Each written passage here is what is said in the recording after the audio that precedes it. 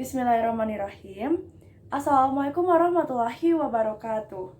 Perkenalkan, nama saya Mariahtari Putri dari kelas 12 IPA 3. Pada video ini, saya akan mempresentasikan hasil analisis saya, yaitu tentang pelanggaran hak dan pengingkaran kewajiban dan hubungan dengan Undang-Undang Dasar 1945 serta kesesuaian dengan tujuan Negara Kesatuan Republik Indonesia.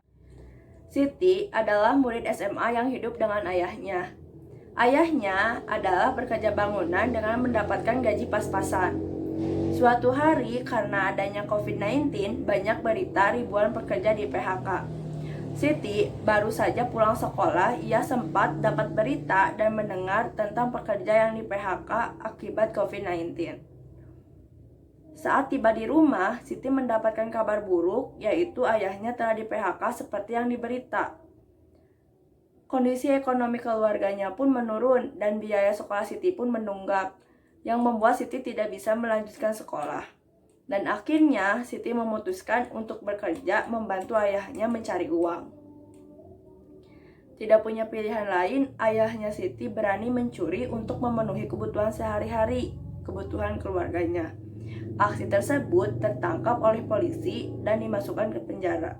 Dan Siti pun di rumah seorang diri, bingung, tidak tahu harus bagaimana untuk menyambung kehidupannya. Dari kasus tersebut dapat disimpulkan bahwa terjadi pelanggaran hak dan pengingkaran kewajiban diantaranya sebagai berikut. Yang pertama, melanggar pasal 27 ayat 2 yang berkaitan dengan hak pekerjaan dan penghidupan yang layak, yang berbunyi, tiap-tiap warga negara berhak atas pekerjaan dan penghidupan yang layak bagi kemanusiaan. Pasal ini menegaskan bahwa setiap warga negara Indonesia berhak untuk mensejahterakan hidupnya dengan memiliki pekerjaan dan penghidupan yang layak, dan negara memiliki tanggung jawab atau kewajiban untuk menyediakan pekerjaan sebesar-besarnya untuk warga negara. Yang kedua, melanggar pasal 31 ayat 1 tentang hak pendidikan yang berbunyi setiap warga negara berhak mendapatkan pendidikan, dan pasal 31 ayat 2 tentang wajib berpendidikan dasar yang berbunyi setiap warga negara wajib mengikuti pendidikan dasar dan pemerintah wajib membiayai.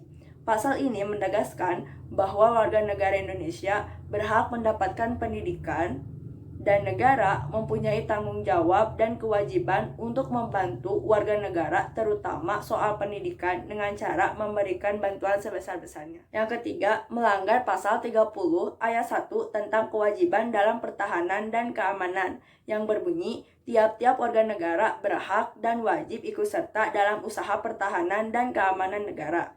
Bahwa pada kasus Ayah Siti melakukan pencurian yang menggambarkan bahwa Ayah Siti tidak ikut menjaga keamanan lingkungan, atau Ayah Siti telah mengingkari kewajibannya untuk menjalankan pertahanan dan keamanan.